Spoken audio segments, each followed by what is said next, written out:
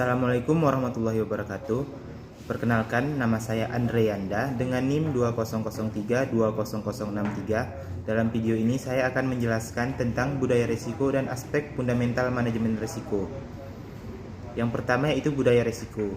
Budaya risiko atau biasa disebut risk awareness culture adalah suatu pola perilaku semua personil atau pegawai dalam berinteraksi dan berpersepsi pada suatu organisasi yang mempertimbangkan risiko dalam setiap proses pengambilan keputusan dan cara melakukan pekerjaan secara berkelanjutan. Lalu ada pun tahapan dalam pengembangan budaya risiko, yaitu dapat diwujudkan melalui pemahaman dan pengelolaan risiko sebagai bagian dari setiap proses pengambilan keputusan di seluruh tingkatan organisasi. Bentuk pemahaman dan pengelolaan risiko sebagaimana yang dimaksud di dalam proses pengambilan keputusan di seluruh tingkatan organisasi antara lain berupa: yang pertama, komitmen pemimpin untuk mempertimbangkan risiko dalam setiap pengambilan keputusan. Yang kedua, komunikasi yang berkelanjutan kepada seluruh jajaran organisasi mengenai pentingnya manajemen risiko. Yang ketiga, penghargaan terhadap mereka yang dapat mengelola risiko dengan baik. Dan yang terakhir yaitu pengintegrasian manajemen risiko dalam proses organisasi. Selanjutnya yaitu ada 8 tahapan pengembangan budaya risiko yang dapat dijadikan panduan. Antara lain yang pertama, membentuk satuan kerja manajemen risiko sebagai pusat untuk membangun dan menyebarluaskan kebijakan dan prosedur risiko ke seluruh jenjang sosial.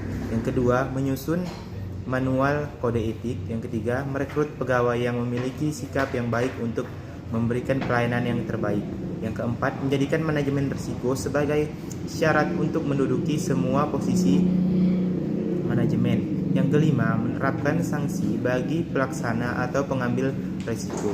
Yang keenam, memberikan intensif guna mendorong pegawai dalam mengelola risiko dengan baik. Yang ketujuh, menerapkan seperangkat aturan agar pegawai tidak berani mengambil risiko yang berlebihan.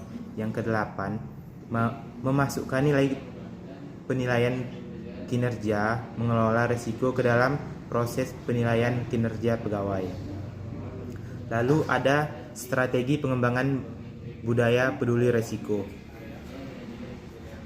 Adapun strateginya di antara lain yaitu: yang pertama, risiko pada sektor publik seringkali masih dipandang sebagai suatu yang negatif, sehingga jika ditampilkan sebagai sesuatu yang formal, dikhawatirkan akan memberi kesan buruk atau bahkan tumbuh resistensi yang kuat dan menghalangi seorang untuk berbuat. Yang kedua, risiko dipandang sebagai sumber pemborosan biaya. Yang ketiga, daya tarik terhadap potensi untuk melakukan penyimpangan yang menjurus kepada perbuatan fraud dianggap lebih memberikan kinerja yang besar, sehingga mereka cenderung mengabaikan peringatan terhadap dampak risiko. Yang keempat, tata kelola pemerintah yang lemah.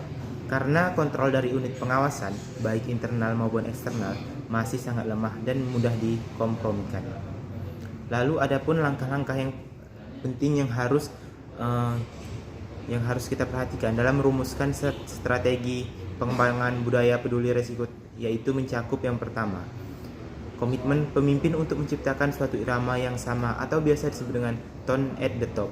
Yang kedua yaitu perlunya edukasi kepada seluruh stakeholder mengenai pentingnya melakukan manajemen risiko. Yang ketiga, knowledge sharing. Keempat, kesinambungan dan konsistensi. Yang kelima, ketepatan metode pengembangan manajemen risiko. Selanjutnya yaitu ada manajemen perubahan. Sebelumnya yang harus kita ketahui, manajemen perubahan adalah wujud pendekatan melalui suatu proses untuk mengubah individu, tim, ataupun organisasi yang berlangsung secara terus-menerus untuk memperbarui sebuah organisasi. Manajemen perubahan atau change management sering dikaitkan dengan manajemen sumber daya manusia karena yang menjadi objek utama perubahan adalah sumber daya manusia. Lalu, adapun tujuan dari manajemen perubahan ini yaitu agar organisasi tidak menjadi statis melainkan tetap dinamis dalam menghadapi perkembangan zaman, kemajuan teknologi dan bidang pelayanan yang berkualitas. Setidaknya ada 3 tujuan manajemen perubahan yang menjadi dasar dari perlunya perubahan di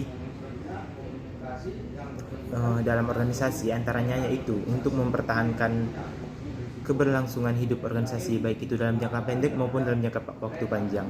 Yang kedua, untuk menyesuaikan diri dengan perubahan yang terjadi di lingkungan eksternal atau sikap tenaga kerja, perubahan strategi korporasi, perubahan teknologi dan peralatan lainnya, serta di lingkungan eksternal. Lalu yang ketiga, untuk memperbaiki efektivitas organisasi agar dapat bersaing di pasar ekonomi modern. Upaya ini termasuk perbaikan efektivitas tenaga kerja, perbaikan dari tenaga kerja, dari sistem dan struktur organisasi, dan implementasi strategi organisasi. Selanjutnya ada beberapa tipe perubahan dalam manajemen perubahan ini, di mana setiap tipe memerlukan strategi manajemen perubahan yang berbeda pula. Di sini ada 3 macam tipe perubahan, yang di antara lain yang pertama, perubahan rutin, di mana telah direncanakan dan dibangun melalui proses organisasi. Yang kedua yaitu perubahan peningkatan yang mencakup keuntungan atau nilai yang telah dicapai organisasi. Yang ketiga yaitu perubahan inovatif yang mencakup cara bagaimana organisasi memberikan pelayanannya. Selanjutnya yang keempat, ada komponen manajemen perubahan. Dalam hal ini secara umum ada 8 komponen pada manajemen perubahan. Yang pertama yaitu tujuan perubahan, aspek strategis yang perlu diubah, strategi perubahan yang diterapkan, sumber daya, pimpinan perubahan, agen of change, organisasi, dan target audiens yang pas. Selanjutnya ada tingkatan manajemen perubahan dalam organisasi. Yang di dalam sebuah organisasi pastinya terdapat beberapa tingkatan manajemen perubahan. Di antaranya yaitu yang pertama, perubahan individu. Tingkatan ini adalah yang paling dasar dari sebuah proses change management. Setiap individu memang selalu dan akan mengalami perubahan, namun perubahan tersebut tidak secara otomatis ke arah yang diinginkan, bisa jadi ke arah yang lebih buruk juga. Lalu yang kedua, perubahan organisasi. Manajemen organisasi dalam organisasi ini berkaitan erat dengan manajemen proyek. Jika manajemen proyek berguna untuk memastikan solusi dari proyek yang dirancang, maka change manajemen berperan untuk memastikan solusi tersebut dapat bekerja secara efektif.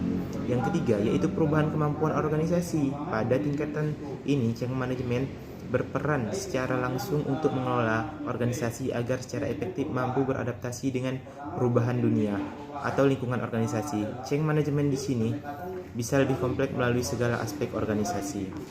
Nah, pada kesempatan kali ini hanya sekian yang dapat saya sampaikan. Saya ucapkan terima kasih. Lebih kurang saya mohon maaf. Saya akhiri, wabillahi taufiq wal hidayah. Assalamualaikum warahmatullahi wabarakatuh.